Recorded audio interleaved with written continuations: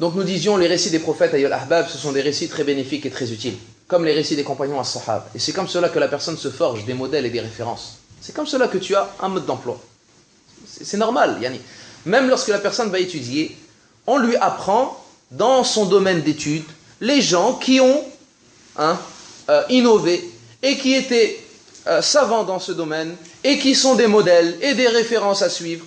Voilà, alors que le scientifique a des modèles dans les scientifiques et que le chercheur a des références chez les chercheurs et que le médecin a des références chez les médecins. C'est normal.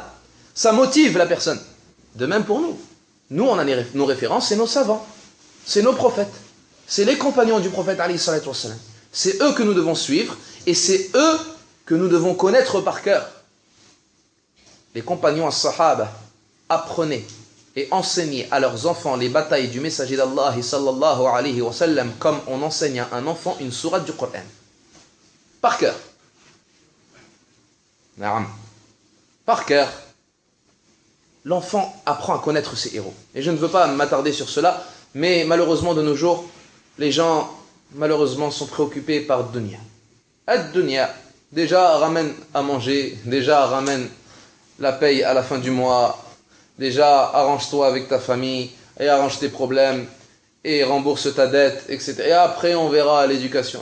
Au contraire, c'est lorsque tu arrangeras ton éducation et ta religion et ta foi qu'Allah te permettra de rembourser ta dette et qu'Allah te ramènera encore un plus haut salaire et qu'Allah te facilitera dans ton travail. Et la personne, il ne faut pas qu'elle inverse les choses. C'est avec la religion qu'Allah t'aide dans ce bas monde. Occupe-toi d'Allah, Allah s'occupera de toi. Occupe-toi de la religion d'Allah, Allah s'occupera de toi. Le prophète alayhi salatu wassalam, il dit, l'homme qui a comme plus grand souci l'au-delà al-akhirah, celui qui a comme plus grand souci l'au-delà al-akhirah, Allah Jalla wa Ala fera ancrer dans son cœur la richesse. Qu'est-ce que ça veut dire la richesse? Ici, al-ghina, c'est l'indépendance. Il n'a plus besoin de personne. Il ne va pas mendier, il ne va pas demander, il ne va pas supplier, il ne va pas à chaque fois sans cesse demander des services. Allah va lui ancrer dans son cœur la richesse. Et il sera épanoui dans sa vie et Allah lui accordera ce bas monde comme un butin. Celui qui a comme souci l'au-delà, Allah lui accorde ce bas monde comme un butin. C'est comme récompense. Occupe-toi de ton paradis et Allah il s'occupera de ta vie. Bien sûr, il faut faire les causes, mais Allah te facilitera. Beaucoup de gens de nos jours, malheureusement, ils se préoccupent. Le travail, l'entretien, le diplôme. Oui, mais si je fais ça. Oui, mais je vais pas pouvoir prier. Et je vais pas pouvoir, et je vais pas mettre la sunna. Qu'est-ce qu'Allah Azza wa Jalla dit? Demandez secours dans la patience et dans la prière. Prie pour Allah, demande, supplie Allah Jalla wa Ala. Mets-toi bien dans la religion. Rapproche-toi de ton Seigneur Jalla wa Ala, du Seigneur de tous les patrons, de toutes les subsistances, de celui qui est capable de tout, celui qui exauce les du'as. Wallahi Azza wa Jalla, Allah, tu verras des miracles. Tu diras Allahu Akbar. Et Allah t'exaucera des du'as et te facilitera et t'élèvera, te permettra de vivre ta vie heureux. Alors que tu es rapproché d'Allah Azza wa Jalla. Pourquoi on ne trouve jamais un savant se plaindre de ce bas monde ad-dunya? Pourquoi on ne trouve jamais un rapproché d'Allah Azza wa Jalla avoir des problèmes, mendier, se plaindre, avoir des soucis dans ce bas monde? Car son souci, c'est l'au-delà. Et lorsque tu mets ton souci dans l'au-delà, Allah te donne et t'accorde ce bas monde comme un butin. Deuxième partie du hadith. Et celui qui a comme souci le plus grand ad-dunya, et celui qui a comme plus grand souci la vie de ce bas monde ad-dunya, Allah Azza wa Jal fera ancrer dans son cœur la pauvreté. Qu'est-ce que cela veut dire? Il sera toujours dans le besoin, toujours pauvre. Toujours il aura besoin. Malgré son salaire, il veut encore de l'argent. Il en a encore besoin. Il n'a pas assez. Il gagne, mais il dépense. Et il gaspille. Il est endetté. Il ouvre un commerce, il ouvre un autre commerce. Il achète une voiture, il veut une autre voiture. Il a toujours besoin. Il veut toujours de l'argent.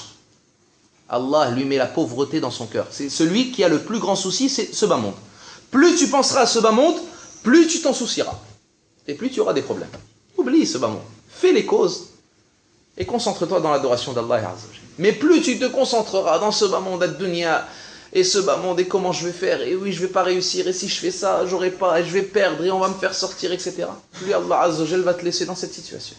Tu auras, tu perdras, tu ressortiras, tu repartiras, et tu chercheras, et tu seras endetté, tu rembourseras, tu auras d'autres dettes, et tu ouvriras un commerce, tu seras content, mais etc. etc.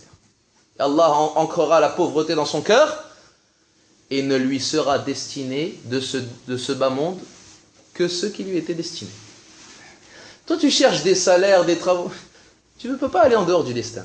Tu auras que ce qu'Allah t'a donné. Tu auras la part du bas monde qu'Allah t'a donné. Si Allah a destiné que tu étais pauvre, tu seras pauvre. Et si Allah a destiné que tu étais riche, tu seras riche. Donc à toi de ne pas vouloir absolument vivre comme un tel, ou imiter un tel, ou être à l'aise un tel. Sache que même le pauvre peut être heureux dans ce bas monde. Et que le bonheur n'est pas dans l'argent, mais il est dans l'obéissance d'Allah Azza wa Jal. Man amila salihan min dhakarin aw untha wa huwa mu'min falanuhyiyannahu hayatan tayyiba. Celui qui accomplit de bonnes œuvres, qu'il soit homme ou femme, et qui est croyant, nous lui ferons vivre la vie agréable. La vie agréable de la part d'Allah Azza wa Jal.